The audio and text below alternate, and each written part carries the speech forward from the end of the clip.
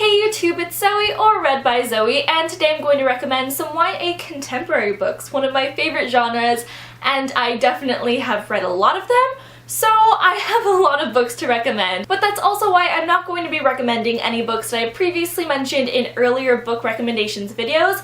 I'll link those down below if you want even more recommendations, but this is a fresh set of recommendations. I hope you're ready, and let's get started. The first book that I'm going to recommend is Everything Leads to You by Nicolson. This is such a different book. It's so many different genres. It is contemporary, obviously, but it's also mystery and romance, and also you get to learn a lot about the Hollywood film world. Emmy Price is the main character, and she is a very young set designer. She's trying to get into the world of set design. You always read books about writers or actresses or things like that, but this is just a behind-the-scenes job, and it was really cool. Emmy's brother is gone for the summer, and he leaves his apartment in the hands of Emmy under one condition: that she must do something great with it. Also, Emmy and her best friend Charlotte go to a Hollywood film star's estate sale after he has passed away, and they find a mysterious letter. Through the letter, they track down this girl named Ava, and they realize how she fits into the equation,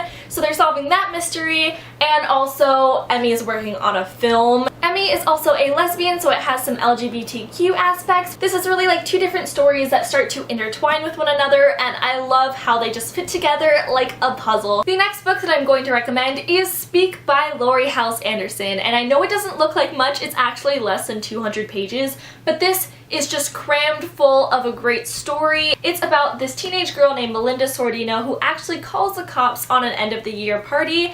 And because of that, she lost all of her friends. She used to be this very happy person, but now she is just living inside her own head. And she refuses to speak about why she called the cops on the party, hence the title, Speak. But I really enjoyed Melinda's voice. She doesn't speak much out loud, but she has such a dialogue going inside of her own head. She's very observant, and also she's very cynical. She used to be this happy person, but now she just tells it like it is. Also, because there isn't a lot of dialogue, this is a very down-to-earth book. It shows and doesn't tell, and you really feel for Melinda. You really start to like her and feel for her, and there is that mystery of what happened at the party. The next book that I'm going to recommend is Just One Day by Gail Forman, and I actually just finished this book this summer, and obviously I really enjoyed it. It's about this teenage girl named Allison Healy, and she just graduated from high school, but before she goes to college, her parents paid for her to go on this student trip to Europe. They go to different countries for like a day, and they see all the sights, but in a very touristy way. They don't really get a sense of the country. Allison's life is really dictated by her mother, who tells her what she needs to do, where she needs to go. But one day she meets a boy named Willem in England. He is a traveling actor with a Shakespearean group, and they meet again on a train to London, and there he convinces her to go with him to Paris, France for just one day. And she agrees because she's trying to be more of an independent person, doing what she wants to do impulsively. But it doesn't just talk about that one day in Paris, it talks about what happens for the year after that one day. There are a lot of unanswered questions, and Allison is really trying to find herself. This book is very different than what I was expecting. I was expecting it to just be a lighthearted contemporary book about travel and boys and romance.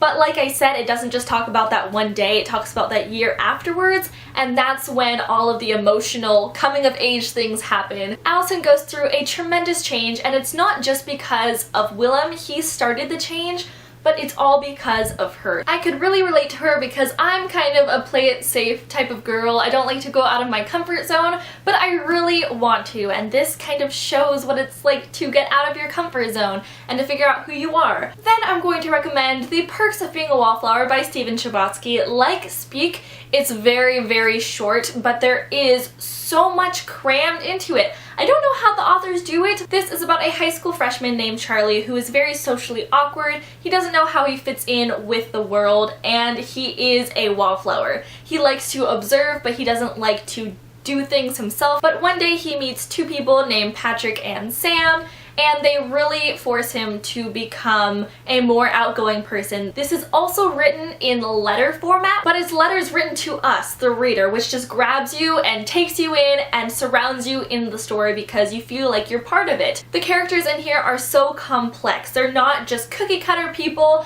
but they all have problems. They all have issues, which I love. I love how they're not perfect, but you love them anyway, and it shows you that nobody's perfect. It's also set in the 90s, which is fun because there's like mixtapes and there's the Rocky Horror Picture Show and just very 90s things. There are also LGBTQ aspects in here, which I really enjoy, and if you haven't seen the movie adaptation of this with Logan Lerman and Emma Watson, it's fantastic. It will make you cry. This book will make you just cry so much, but you'll like it. Now for a more lighthearted recommendation, because the past couple that I've mentioned are kind of more emotional ones. I am going to recommend Angus Thongs and Full Frontal Snogging, or the entire Confessions of Georgia Nicolson series by Louise Runnison. This book isn't a modern classic and it won't make you question society or anything like that, but it's not trying to be one of those books. It really is just a lighthearted, funny, contemporary book. All of them are very short,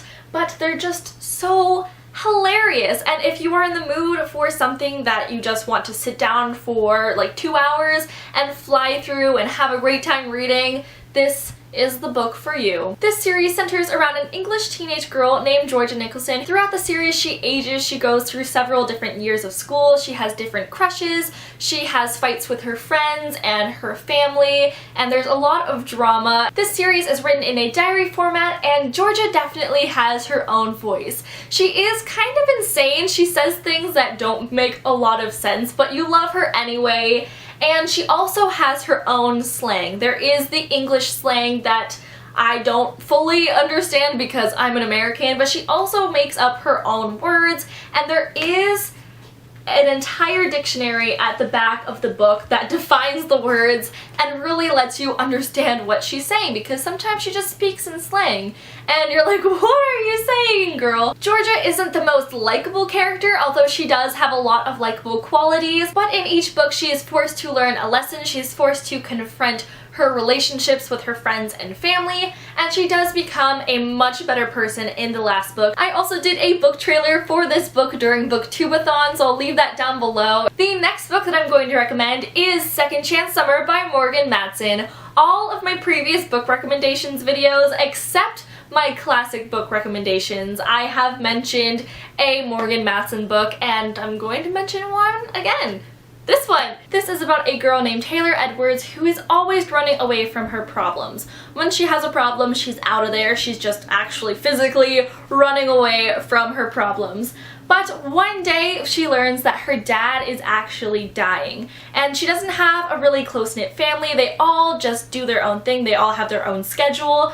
But Taylor is closest to her father. Because her father is dying and he doesn't have much time left, he only has a couple of months left at most, they decide to have one last summer together as a family at their old lake house in the Poconos Mountains. While they're there, they start to come together as a family again, and also Taylor is forced to confront all of the things that she ran away from, like her old boyfriend and her old best friend. There are some cute romantic moments, but there is always that knowledge that death is to come at some point. I think this is my favorite of all of Morgan Matson's books. It's really hard to choose. I recommend all of them because they're all fantastic in their own way. If you're looking for a cutesy summer contemporary, don't go for this one. Go for her other books. But if you want something that's a little bit more emotional and meaningful, I would definitely point to this one. It really shows you the value of family and friendships. So those are my YA contemporary book recommendations. I hope you all enjoyed. I hope this was helpful. If you have any other contemporary book recommendations, just leave them down below. I would love to hear your recommendations.